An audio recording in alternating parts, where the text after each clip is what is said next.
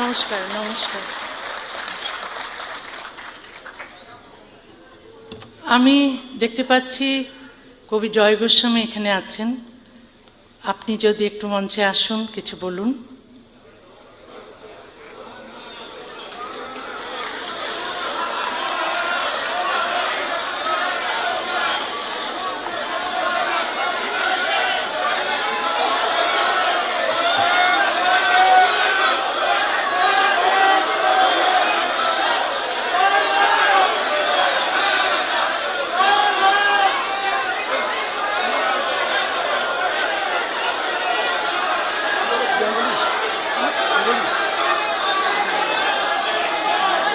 আপনারা একটু শান্ত হন প্লিজ, আপনারা একটু শান্ত হন।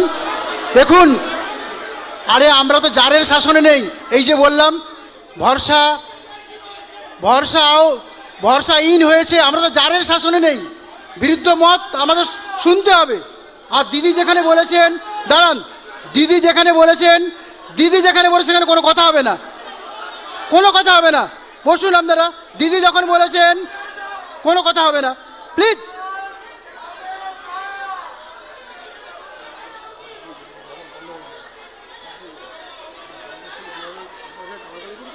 দিদি রেখেছেন, আপনারা এইটুকু থেকে এইটুকু সম্মান করুন।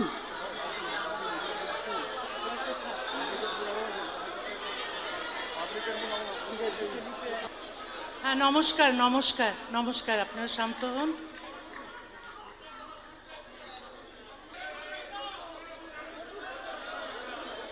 আমি কি কথা বলবো? তাহলে আপনারা একটু শান্ত হন, কথা বলবেন না। দর্শক, গতকাল তো দেখেছিলেন কি হয়েছে কলকাতার রবীন্দ্র সদনে, যেখানে এসছিলেন তসলিমা নাসরিন। উনি যখন বক্তব্য রাখতে ওঠেন তার আগে হঠাৎ করে সামনে বসে থাকা কবি জয় গোস্বামীকে ডেকে বসেন যে আপনি যদি এসে কিছু বলেন। তো ব্যাস, নামটা ডাকা মাত্রই দর্শক আসনে চিৎকার হইচই শুরু হয়ে যায়। ওনাকে কেন ডাকা হচ্ছে, ওনার বক্তব্য কেন শুনবো, উনি তো চটি চাঁটা, মানে এই টাইপের সব বলা শুরু হয়ে যায়। এতটাই মানে বিক্ষোভ চলে ওখানে যে জয় গোস্বামী আর ওপরে ওঠেননি, ঘুরিয়ে ফের নিজের চেয়ারে নিচেতে বসে পড়েন।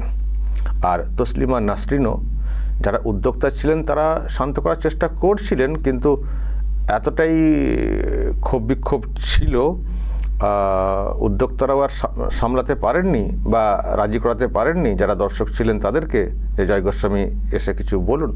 আর তসলিমা নাসরিনও আর বেশি আর ডাকাডাকি করেননি। ওই জয় গোস্বামী বসে পড়েন আর উনিও বক্তব্য রাখতে শুরু করে দেন। কিন্তু দর্শক, আমি একটু খোঁজ নিচ্ছিলাম, মানে ভিতরের খবর, যে ব্যাপারটা কি। প্রথমত জয় গোস্বামীকে কারা ডেকেছিলেন, আমন্ত্রণপত্র কোত্থেকে পেলেন, আর উনি কেনই বা এসছিলেন। তো ভিতরের খবর দর্শক যেটা পেলাম সেটা হচ্ছে, আজকে পেলাম আর কি, যে জয় গোস্বামী কালকের ওই প্রোগ্রামে আসার জন্য মরিয়া হয়েছিলেন। মানে ওনার ভীষণ ইচ্ছে ছিল ওই প্রোগ্রামে আসা, সেই জন্যে। এবং তসলিমা নাসরিনের সঙ্গে যোগাযোগ তো অনেক আগে থেকে, কারণ অনেক আগে থেকে যেহেতু সব সাহিত্য জগতের, তো যারা উদ্যোক্তা তাদের সঙ্গে ম্যানেজ করে হোক যাই হোক, উনি কিন্তু আমন্ত্রণপত্রটা জোগাড় করেছিলেন। আর একটা নাকি এই রকমও ব্যবস্থা করেছিলেন উদ্যোক্তাদের কাউকে কাউকে ধরে, যে আমাকে একবার মঞ্চে তুলবেন, আমি ওখানে প্রকাশ্যে ক্ষমা চাইব। আমি দর্শক একেবারে ভিতরের খবর বলছি। মানে উনি এসছিলেন প্রোগ্রামে, যে কোনোভাবে সামিল হয়েছিলেন, আমন্ত্রণপত্র জোগাড় করা, আর উদ্যোক্তাদের সঙ্গে একটা কারো না কারোর সঙ্গে একটা যোগাযোগ স্থাপন ছিল, যে একটা বলার জায়গা মঞ্চে করে দেওয়া হবে, তসলিমা নাসরিনকে বলে হোক যে করে হোক, একটা জায়গা করে দেওয়া হবে মঞ্চে, উনি ওখানে প্রকাশ্যে সবার সামনে ক্ষমা চাইবেন। ক্ষমা চাইবেন বলতে যা যা করেছেন আর কি, আগের সরকার ইত্যাদি বিষয়ে, মানে কিছু একটা ক্ষমা চাইতেন। উনিও তো বুঝছেন যে কী বিষয়ে ক্ষমা চাইতে হবে, মানুষের কি ক্ষোভ আছে ওনার বিরুদ্ধে, সেটাই চাইতেন নিশ্চয়ই। কিন্তু এতটাই ক্ষোভ ছিল দর্শকের আসনে, সেই সুযোগটাও পাননি জয় গোস্বামী, বা তাকে সেই সুযোগটা দেওয়া হয়নি। উনি প্রকাশ্যে ক্ষমা চাইতেন, যেমন এখন আর কি অনেকে ক্ষমা চাইছেন না, আর থাকতে পারছি না, কালীঘাট খুব খারাপ, যেমন সব ক্ষমা চাইছেন আর কি পিঠ বাঁচানোর জন্য, অন্যদিকে ঝুঁকে যাওয়া ইত্যাদি। তো হতে পারে ওই রকমই কিছু একটা, মানে উনি কালকের মঞ্চে 2 লাইন বলার সুযোগ পেলে উনি নিজের অবস্থানটা পরিষ্কার করতেন এই মুহূর্তে।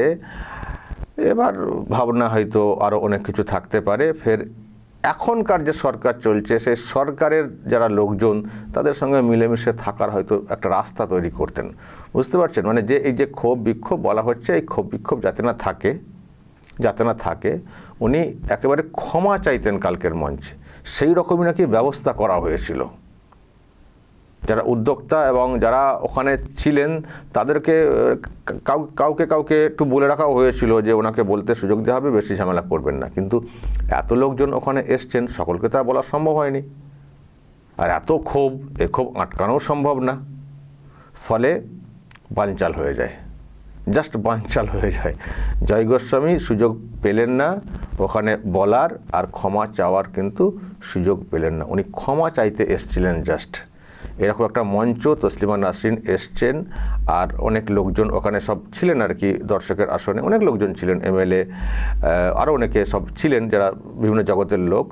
তো তাদের সামনে প্রকাশ্যে ক্ষমা চাইতেন, হয়তো সেটা বড় হেডলাইন হতো, খবরও হতো, সেটাকে নিয়ে হয়তো কেউ আবার উল্টো রিয়াকশান দিতেন, কিন্তু প্রকাশ্যে তো ক্ষমা চাওয়াটা হয়ে যেত। ক্ষমা চেয়ে নিলে হয়তো ভাবতেন যে অনেক ক্ষোভ প্রশমিত হয়ে যাবে, বাকি রাস্তাটা অন্যভাবে আবার ম্যানেজ করার চেষ্টা করব। মানে এরকম কোনো একটা ধান্দাতে এসছিলেন, এটা আমি সূত্রে জানতে পারছি।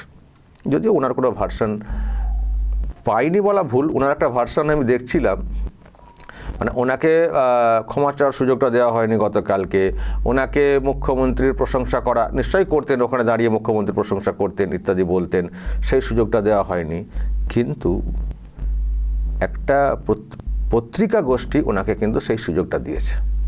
জনগণ শ্রোতা হয়তো ওখানে সুযোগটা দেননি, কিন্তু একটা পত্রিকা গোষ্ঠী ওনাকে সুযোগটা দিয়েছে। সেই পত্রিকার প্রথম পাতাতেই ওনার বাই নেম অনুলিখনের মাধ্যমে একেবারে তসলিমা নাসরিনের এই যে কালকে যে প্রোগ্রাম বক্তব্য সেটাকে দিয়ে লিখিয়েছে, এবং ওনারও মুখ্যমন্ত্রীর প্রতি একটা মানসিকতা প্রকাশের সুযোগ দিয়েছে। বুঝতে পারছেন, মানে জনগণ সুযোগ না দিলেও ওনাকে যেটা বলে থাকেন ধান্দাবাজ কবিকে আনন্দবাজার তারা কিন্তু সুযোগটা করে দিয়েছে। এই হচ্ছে প্রথম পৃষ্ঠার তার লেখা। আপনাকে চাই স্বাধীন হাওয়ায় জয় গোস্বামী বলে ওনার সম্পর্কে গদ করে সব যেমন আর কি লেখা। ঠিক আছে, সাহিত্যিক হিসেবে, লেখিকা হিসেবে তসলিমার প্রশংসা এটা করেছেন উনি। তো ওটা করে আমি দেখলাম প্রশংসামূলক কোথায় কি বলেছেন। তো পরের পৃষ্ঠায় দেখলাম 5 নম্বর পৃষ্ঠাতে যেটা আছে, সেখানে দেখলাম মুখ্যমন্ত্রীর প্রশংসা করে দিয়েছেন। এ খুবই আশ্বাস ও কৃতজ্ঞতার কথা আমাদের, তার পাঠকদের পক্ষে, যে তরুণ মুখ্যমন্ত্রী জানিয়ে গেলেন ভবিষ্যতে যখন ইচ্ছে, যত দিনের জন্য ইচ্ছে তিনি এসে কলকাতায় বসবাস করতে পারেন। তসলিমা নাসরিনের নিরাপত্তার সম্পূর্ণ দায়িত্ব তিনি এবং তার প্রশাসন নিচ্ছেন। মুখ্যমন্ত্রী প্রশংসা করে দিয়েছেন পেপারে, আর ওখানে দাঁড়ালেও নিশ্চয়ই আরও প্রশংসা করতেন, কারণ ওখানে যারা গেছিলেন এটা ঠিক তারা সব মুখ্যমন্ত্রীকে খুবই ভালো চোখে দেখেন। আসলে পরিবর্তনকামী সব মানুষ না, তারাই তো পরিবর্তনটা এনেছেন। এই অংশের মানুষই তো ওখানে বেশি গেছিলেন। তো ওখানে দাঁড়িয়ে যদি এরকম বলার সুযোগ আসতো, তাহলে নতুন রূপে নিজেকে মেলে ধরতে পারতেন কবি জয় গোস্বামী। ভয় গোস্বামী থেকে জয় গোস্বামী চেষ্টা করতেন নিজেকে মেলে ধরার, কিন্তু সেই সুযোগটা প্রকাশ্য মঞ্চে পাননি। তবে পত্রিকা গোষ্ঠী ওনাকে সুযোগটা করে দিয়েছে। সেখানে যতটুকু বলার, মুখ্যমন্ত্রীর প্রশংসা করার, এটা দেখে যদি মুখ্যমন্ত্রী ভাবেন আহারে তরুণ মুখ্যমন্ত্রী আমাকে বলেছেন, সুতরাং ভালো, লোকটা ভালো, এটা ভেবে হয়তো উনি বলে থাকতে পারেন। কিন্তু বর্তমান মুখ্যমন্ত্রী এতটা মাটির ডেলা না, যেমন করে খুশি করে দেবেন।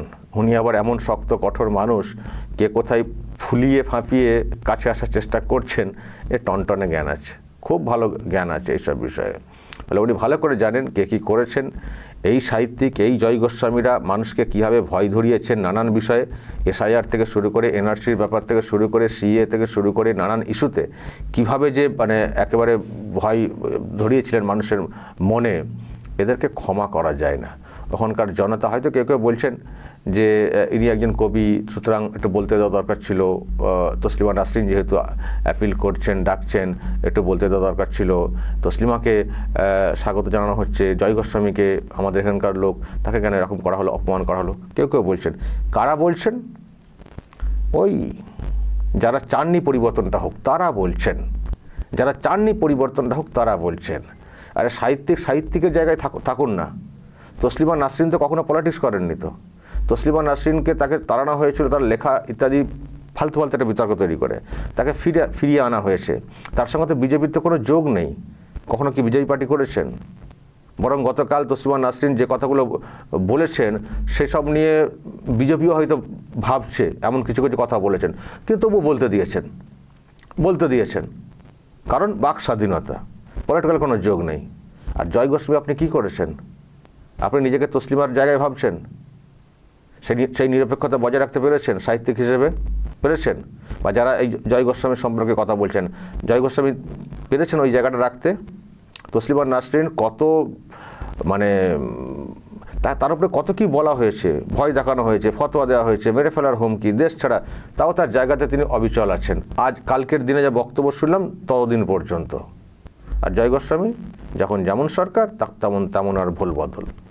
তো এইসব লোকের কী সম্মান আছে? কবিতা লিখলে, সাহিত্য লিখলেই সাতক্ষণ মাপ নাকি?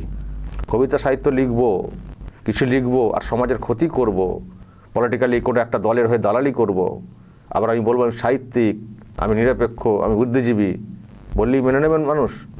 ফলে যারা ওইসব কথা বলছেন ভেবে বলুন। আরও তো কবি সাহিত্যিক আছেন, সবার ক্ষেত্রে তো মানুষ তো এই আওয়াজ তুলছেন না। কেন জয় গোস্বামী নামটা ডাকতে কেন রেড়ে করে উঠলেন সাধারণ মানুষ? বিবেককে প্রশ্ন করুন, উত্তর পেয়ে যাবেন। যারা কবি সাহিত্যিক হন, যারা সত্যিই বুদ্ধিজীবী হন, নিজের জায়গায় অবিচল থাকুন। কোনো পক্ষের হয়ে কথা বলতে হবে না, কোনো পক্ষের হয়ে কথা বলতে হবে না। আর ইনারা মানুষকে মিসগাইড করেছিলেন, ফালতু এসআইআর, আমি কালকেই বলেছি, এসআইআর নিয়ে কেমন গোলানোর চেষ্টা করেছিলেন। উনি নিজে ঠিকঠাক ফর্ম ফিল আপ করেননি, দোষ হয়ে গেল কমিশনের, সেই নিয়ে কত ন্যারেটিভ তৈরি হলো। তখন খুব মজা লাগছিল, তখন ভাবছিলেন যে মমতা ব্যানার্জির সরকারটাই চলে আসবে আর উনি এইসব মঞ্চে, সাংস্কৃতিক মঞ্চ আলো করে বসে থাকবেন। সরকার তো এখন নেই, সরকার তো উল্টে গেছে। তো মানুষ তো বুঝতে পেরেছেন সরকারটাকে তো উল্টে দিয়েছেন। তো যেই উল্টে দিয়েছেন উনিও পাল্টি খাওয়ার চেষ্টা করছেন। তসলিমা আসছেন, একটা লাইন আপ করে ঢুকে পড়েছেন যে মঞ্চে দাঁড়িয়ে ক্ষমা চেয়ে আমার জায়গাটা পরিষ্কার করে নেবো। আরে হয় নাকি? আর এই পত্রিকা গোষ্ঠী এরকম সুযোগ দেয়। ব্রাত্য বসুকেও সুযোগ দিয়েছিল, ব্রাত্য বসুকে খুঁজে পাওয়া যাচ্ছিল না কোথায় আছেন পরিবর্তনের পরে। হঠাৎ দেখলাম আনন্দবাজারের একটা প্রোগ্রামে তিনি অ্যাঙ্কারিং করছেন। আর ওকে আবার অ্যাঙ্কারিং করতে কবে দেখলাম? কোথাও তো কখনো দেখিনি। হঠাৎ করে আনন্দবাজার প্রোগ্রামের অ্যাঙ্কারিং করছেন ব্রাত্য বসু। অদ্ভুত লেগেছিল দেখতে। ওদের নিজস্ব টিভি চ্যানেল, ডিজিটাল মিডিয়া আছে, সেখানে কত ভালো ভালো অ্যাঙ্কার আছেন। এমনিতেই কলকাতায় কত নামি দামি সব অ্যাঙ্কার আছেন, তাদেরকে যে প্রোগ্রাম, আনন্দবাজার ছোটো তো গোষ্ঠী না, বড় গোষ্ঠী, তো তাদেরকে দিয়ে করানো যেতেই পারতো, কিন্তু ব্রাত্য বসুকে দিয়ে করানো কেন? তার মানে ওই আর কি, মূল স্রোতে নিয়ে চলে এসো, আড়ালে চলে গেছেন, তাকে একটু সামনের সারিতে নিয়ে এসো, সব দায়িত্ব নিয়ে নেওয়া। ব্রাত্য বসুরও দায়িত্বটা নিয়েছে দেখলাম। আবার জয় গোস্বামী নিয়ে এত হইচই, জয় গোস্বামীকে প্রথম পাতায় খবর করিয়ে তারও দায়িত্বটা নেওয়ার চেষ্টা করেছে। জয় গোস্বামী ভালো লোক, তাকে দিয়ে তার ইমেজকে পরিষ্কার করার চেষ্টা করছে। এটাই পত্রিকা গোষ্ঠী করে। এদের কিছু আচরণ আমরা নিজেরাও ফলো করি, আনন্দবাজারের খবরাখবর, কিন্তু এদের আচরণটা অনেক ক্ষেত্রে পরিষ্কার হয়ে যায় যে এরা অ্যাকচুয়ালি কী চাইছে। যাই হোক, এই হচ্ছে ব্যাপার। দর্শক যা বলার বলবেন এবং নজর রাখবেন আরামবাগ টিভিতে।